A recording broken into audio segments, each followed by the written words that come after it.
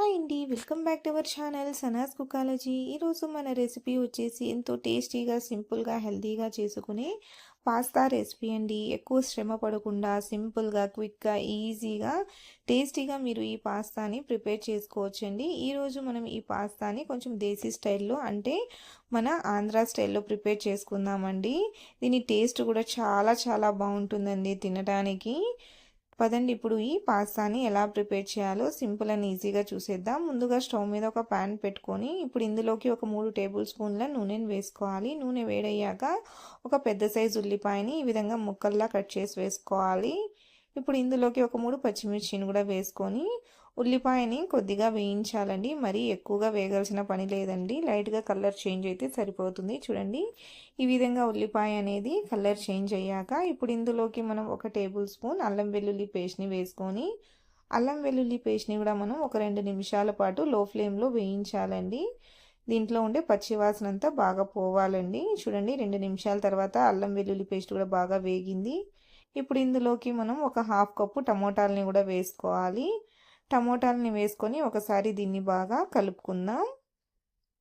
ఈ విధంగా బాగా కలుపుకున్నాక ఇప్పుడు ఇందులోకి రుచికి సరిపడా ఉప్పును కూడా వేసుకోవాలి. ఉప్పును వేసుకున్నాక దీన్ని ఇంకొకసారి మనం మిక్స్ చేసుకుందాం. చూడండి, ఈ విధంగా ఉప్పు వేసి కలుపుకున్నాక ఇప్పుడు మూత పెట్టేసి దీన్ని మనం మీడియం ఫ్లేమ్లో ఒక 2 నుంచి 3 నిమిషాల పాటు కుక్ చేసుకోవాలి.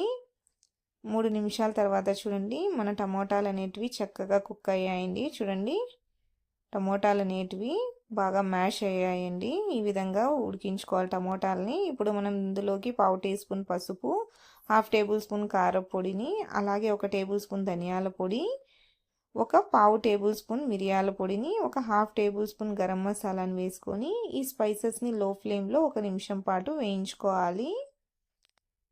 చూడండి, 1 నిమిషం పాటు ఈ స్పైసెస్ని వేయించాక ఇప్పుడు ఇందులోకి 4 కప్పుల నీళ్ళని పోసుకోవాలి. నీళ్ళని పోసుకున్నాక ఇప్పుడు ఒకసారి బాగా మిక్స్ చేసుకుందాం. ఈ విధంగా మిక్స్ చేసుకున్నాక ఇప్పుడు మూత పెట్టుకొని ఈ నీళ్ళని మనం మరగనివ్వాలండి బాగా.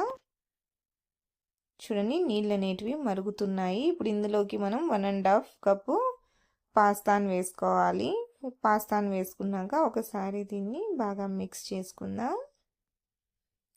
చూడండి, ఈ విధంగా బాగా మిక్స్ చేసుకున్నాక ఇప్పుడు మూత పెట్టేసి దీన్ని ఒక 10 నిమిషాల పాటు ఉడికించుకోవాలండి మీడియం ఫ్లేమ్లో. 10 నిమిషాల తర్వాత చూడండి, మన పాస్తా అనేది ఒక 80 to 90% వరకు కుక్ అయిపోయిందండి. వాటర్ కూడా ఇంకిపోయాయి. దీన్ని ఒకసారి బాగా మిక్స్ చేసుకున్నాక కొంచెం సన్నగా తరిగిన కొత్తిమీరను కూడా వేసుకొని ఇంకొకసారి దీన్ని మనం కలుపుకుందాం. చూడండి, కొత్తిమీర వేసుకొని ఈ విధంగా ఒకసారి బాగా కలుపుకున్నాక ఇప్పుడు మళ్ళీ మనం మూత పెట్టుకొని లో ఫ్లేమ్లో ఒక 2 నుంచి 3 నిమిషాల వరకు దమ్ చేసుకోవాలి. 3 నిమిషాల తర్వాత స్టవ్ని ఆఫ్ చేసేసుకుందాం. అంతేనండి, ఎంతో టేస్టీగా ఉండే మన పాస్తా అనేది రెడీ అయిపోయిందండి. చూడండి, చూడడానికి ఎంత కలర్ఫుల్గా, ఎంత ఎమ్మీగా ఉందో. ఇప్పుడు మనం ఈ పాస్తాని వేడివేడిగా సర్వ్ చేసేసుకోవడమే. చాలా చాలా టేస్టీగా ఉంటుందండి ఈ పాస్తా రెసిపీ అనేది. మార్నింగ్ టైం బ్రేక్ఫాస్ట్లోకైనా, అలాగే పిల్లల లంచ్ బాక్స్లోకైనా, పిల్లలు ఈవినింగ్ టైం స్కూల్ నుంచి వచ్చాకైనా ఈ స్టైల్లో ఈ పాస్తా రెసిపీని ఒకసారి ట్రై చేసి చూడండి. చాలా చాలా టేస్టీగా ఉంటుందండి. అలాగే చాలా హెల్దీ రెసిపీ కూడా.